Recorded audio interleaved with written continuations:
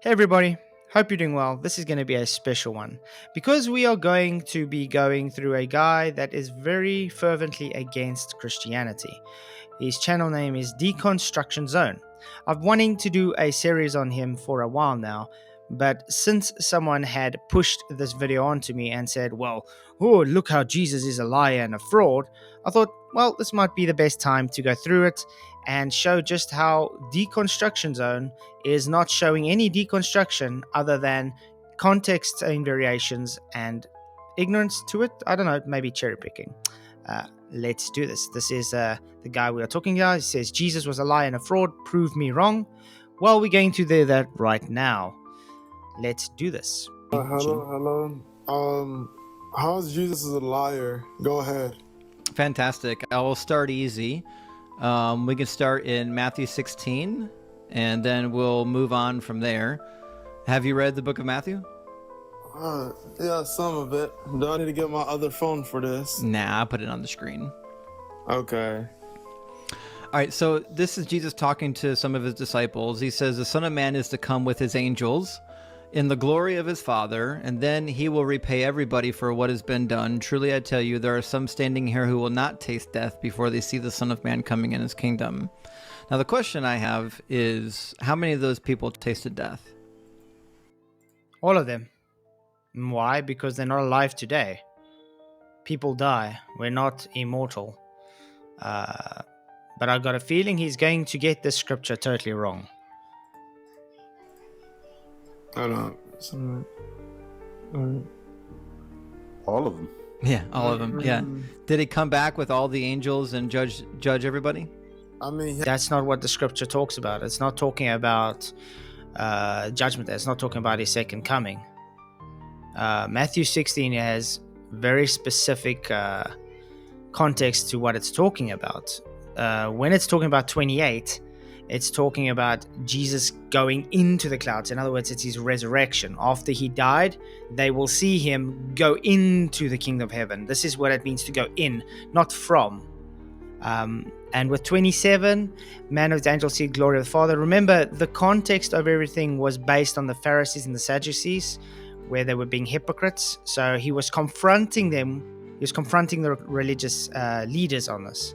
And he was also trying to teach his disciples on how Peter would confess Jesus to be the Son of God. So remember, he doesn't want them to tell everybody that he is the Christ yet, because they need to first sacrifice him.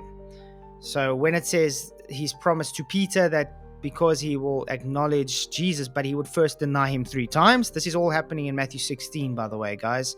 And this is why he jumps down to the bottom of Matthew 16 to ignore all these contexts.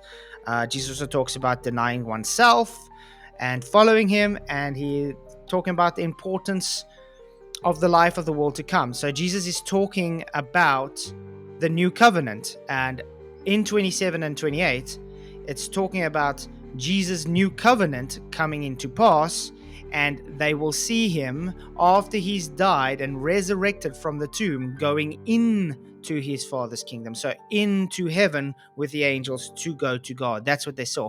And what do you know? They did actually see this happening. he hasn't came back yet, though. Right. That makes it a lie, yeah, because he says that he's going to do it before all of the people standing there have passed away. What can you tell me about the 70 AD Okay, theory? but Hold on, Luis. What about the descendants? What about the descendants of these people? What about him? Okay, the descendants still exist. The whole entire bloodlines couldn't possibly got wiped out. He didn't say your descendants will be alive. He says they're... Okay, this is an issue I do see a lot of his streams. They usually got people that are a bit ignorant to the subject. I don't think the guy that he's talking to is subsequent enough to understand what Matthew 16 is going on about. Clearly, he says he has read some of it. He hasn't read all of it. So the guy knows he's an easy, soft target. Yeah, the issue is this guy from this construction note and then can say anything he wants to because he knows the guy he is, in this case, debating around the subject doesn't actually know what's going on, and therefore he can pull the wool over his eyes and make it seem that it's saying something that it's not. So again, Matthew 16 is not talking about the second coming. It's talking about the resurrection of Jesus, his new covenant. So it's talking about what they will see is Jesus going into the clouds with his angels, into heaven, into his Father's kingdom once he had died. Remember, they actually go and witness Jesus getting crucified, and on the third day, he raised from the dead in the tomb, and he was around, and then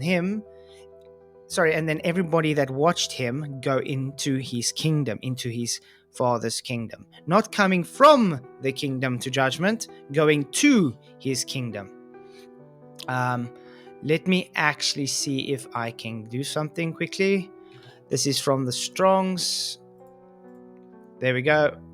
I'm going to put it bigger. Okay, so let's actually go through it. This is from the Strongs to come, because he's trying to say from, where it's total different words. There's the Hebrew word for you.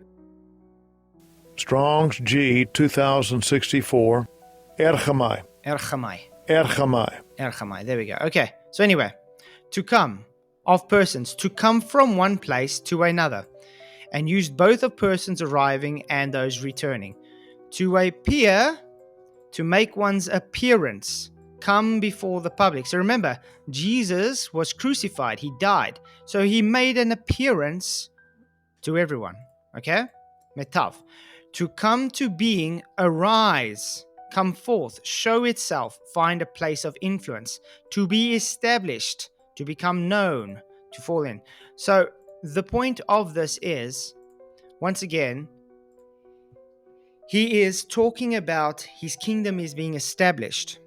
He has been resurrected, his kingdom is established, and the people see him going in to the kingdom of heaven, not coming from the kingdom of heaven. Let's see if he has anything better to present. There are some literally standing here who will not taste Yes. death. Right.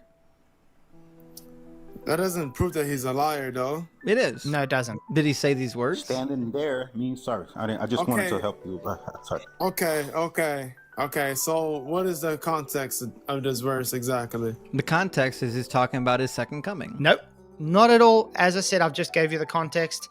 It has got nothing to do with his second coming. It's got to do with the hypocrites of the Pharisees and the Sadducees. It's got to do with his crucifixion, his new covenant, which will be established, his new kingdom, which will be established after his crucifixion and his resurrection, and that everybody shall see him going into his kingdom. So therefore, everything that this deconstruction zone has been saying has been false and based on either ignorance or cherry picking based on dishonesty. I think that's all we really need to go on, because the rest of the video is just the guy getting triggered over this. So while you guys challenged me to deconstruct the deconstruction zone, let me know if you want any more of these done. Till next time, many, many blessings. May the pressure be with you.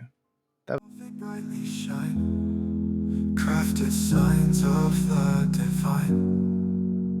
I'm made for something true. In God's plan, my path renews. Flat earth made by Him, my journey long yet thin. Purpose found in every day, guided by His gentle sway.